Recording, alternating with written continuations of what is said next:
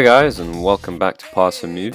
For today's episode in our Parma series, we're playing away from home at Alto Adige, I guess if you want to call it that, in the Serie C. In the last episode, we faced off in the first game of the season, in the first league game of the season, because we did play the Serie C Cup. Since then, there hasn't been really any update. We're not going to be going into the next round up until November, so we're still in October. But yeah, just a couple of things to update you on. Obviously, this was the first game of the season where we beat the Samba. We're just going to call it Samba. But yeah, a couple of nice little wins here, some clean sheets. We beat Ancona through a Emmanuel Callio goal. And he's one of our key players, basically. So it's nice to see him coming up with the goods. He has so far this season in 9 appearances, scored 7 goals and assisted 4 times. So that's the kind of difference that a good target man can make to your team. But yeah, if this ever loads, I can show you the rest of the fixtures. But yeah, the next game was a 2-0 win against Venezia, who are considered one of our rivals. The goal is to get into the promotional spots, which is pretty easy to do. And yeah, we did this through, again, our target man and Matteo Guazzo getting on the score sheet as well. Another one of our target men who's been pretty decent so far. The next game, though, was a terrible 4-1 loss to Pordenone. Just completely fell apart. The game was really close up until the 60th minute, where I made some substitutional changes and some tactical changes to go on the attack. Instead, it backfired, and they managed to pretty much dominate the game, I guess. But it was a poor performance all round. As you can see, Nunzella managing only a 5.4 rating in that game, so that's an absolutely poor performance. Even my goalkeeper. There's a couple of positions that the players haven't held down just yet, and we'll go through them in a minute. But yeah, the next game was a nice way to bounce back, a 3-2 win. Again, Ivacchio getting on the score sheet, as well as Manuel Scavoni, another one of the key players in our club, box-to-box midfielder who can do anything and everything. But what followed was a 3-1 win against Reggiana, and a pretty nice win here, where we got a penalty in the 91st minute to make things comfortable. But otherwise, it was pretty tight at 2-1 up until the end.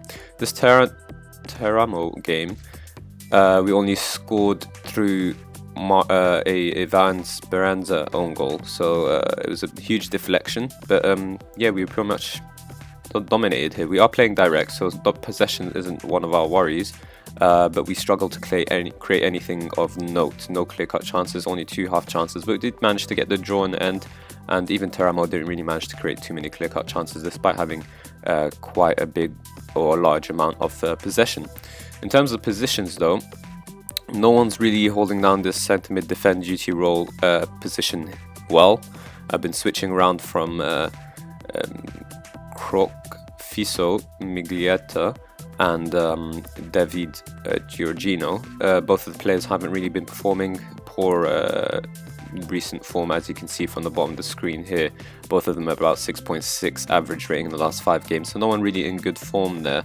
Hopefully they'll come round again. Scavoni obviously holding on to his position quite well, and the only other position that is being frequently changed is the goalkeeper as well. I don't really like it, but with the 6.7 average rating in the last 5 games for both goalkeepers, just about, no one's really holding on to it well. Both of them are just about the same ability, so I'm switching them around, waiting to see who can step up to the plate and fulfill their potential, basically, because they've both got a bit of potential. Kristaps here has got a little bit more potential than the Bosnian Koric here, and the Latvian has actually gotten 2 caps for his national team, so I guess technically he is advancing a little bit quicker. His attributes are on the rise, and we'll see who eventually comes out of this battle later on in the season. I expect to make the change. I'm not a fan of changing goalkeepers regularly, but up until someone steps up, I can't really do anything about it. But yeah, this will be the team that we start with here today. If I can quickly show you the league, actually.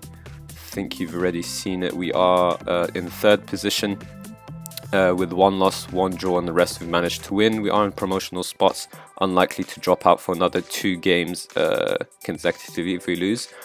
And yeah, win might send us to the first spot, which would guarantee automatic promotion essentially. And as you can see here, Kallio is one of the leading scorers in the division as well, so it's nice to see. But the other thing I wanted to show you was the board. I think I'm untouchable now for some reason. I'm finding it a bit strange because the media expected us to end the division in second place, I think. Yeah, they expected us to be in second place, and the board only want us to get into a promotional spot.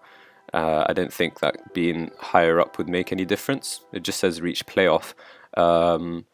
But I guess the higher, the happier they are, I suppose. But I thought anywhere here wouldn't really matter. I thought they'd only be happy if I actually won the division. But they consider me untouchable, so that's nice to see.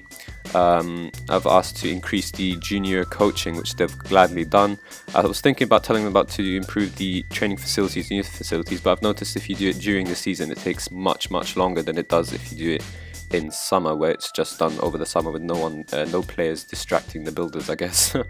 But yeah, so I'll save those requests for later on in the end of the season. It should also help with our finances if we waited till the end of the season, when, you know, naturally your money increases in the end of the season. But yeah, let's just get into today's game. I'll show you who we've gone with for the lineup. And I would expect us to be favourites for the game just based on league position. But yeah, the odds are on us, and the expert thinks that we're favourites as well. So hopefully we can go on and win this game away from home. It's always trickier away from home. But in terms of who's starting today, we're still sticking to our 4-4-2 formation. Got our key player Scavoni playing, as well as Evacchio, and Colli and Canini are going to be playing the centre-back positions. Pretty much just somewhat standard team. The left mid and the winger positions are a little bit open as well, but the defence is pretty much solid. In terms of the first 11, there's not much depth to the team outside of the first 11, basically. So we need to rely on those type of players a little bit more than we would to other players. They are going with 4-3-3, so you expect them to dominate possession, but that doesn't bother me. I just expect to dominate the scoreline rather than possession. And we will tell our players that we're expecting them to win today's game. Still playing on attacking mentality. It's given us good results so far, basically, so there's no need to change it around and go onto the counter or anything like that. The other tactics that I've got set is just really formation changes, not really anything to do with tactical changes. It's just a 4-1-4-1 for when we want to go a little bit more defensive or try and hold on to possession a little bit more if things aren't working out in this 4-4-2 attacking formation. And the next one is just pushing our wingers higher up, rather than being right midfielders to be attacking right midfielders and so on. But yeah, we are going to get a nice little early highlight here. We're holding onto the ball a little bit. Evacchio, our star man, plays it to our right back. And now we need to do something a little special here. We are holding onto the ball a little bit well. Scavoni finds Evacchio. And yeah, they're holding onto the ball, just keeping possession a little bit, trying to play through, and that's exactly what we do. We're going to put ball into the box, and I thought one of our strikers would get on the end of it, but instead we're going to be exposed on the counter attack, and that's exactly what's going to happen here. Canini does well to win the ball back. He does well to win the ball back initially, not essentially, and but unfortunately he loses it when he wins it, right after he wins it, and thankfully Alto don't make the most out of that, and that is their first clear-cut chance, as well as the first clear-cut chance of the game. And they do have the ball again here, so they are looking a little bit dangerous. We might have to switch to playing a little bit more narrow just because of how they're playing. As you can see, the through ball there, pretty easy through ball, and they've capitalized on and scored the first goal of the game. I realised my team have a tendency to concede first before going on to win, and you're going to get another chance to see the through ball here. Just all these three right here just not doing their job whatsoever, not even getting up, not getting back in time, and goalkeeper does pretty poorly there. But it is a really good finish. It looks like a chip from this angle, but it did look like a shot from the first angle. It's going to be 15 minutes in, they still have the ball, so they could possibly score, but hopefully we win it back and expose them. Instead, they do go for a shot, and it hits the crossbar, and thankfully we deal with that. But Alto looking more dangerous than what the experts thought they would be. Clock ticking down, we haven't had a single shot. No clear-cut chances or half chances, of course, and it looks like my team are just not up for it today. I think, let's have a look if my assistant has anything to say about that. just says we're looking poor. In terms of tactics though, he just says we're being run midfield, which is expected when you play against a 4-3-3. So I'm tempted to switch to a 4-1-4-1, and that's, yeah, we're being humiliated here a little bit. So we're gonna go a little bit narrow to try and be a bit more defensive, but we are gonna switch everyone to attacking duties and see whether they can respond. We haven't had a single shot on target or even off target, but yeah, again, people around him not doing anything, and our goalkeeper does poorly there. So let's just quickly switch everyone around to attacking duties and see whether that can spur the team on. But they are going to get a set piece here, and thankfully they just hit it into the wall, but they're going to get another chance to build once again and maybe find their way through our somewhat unreliable defense for this game.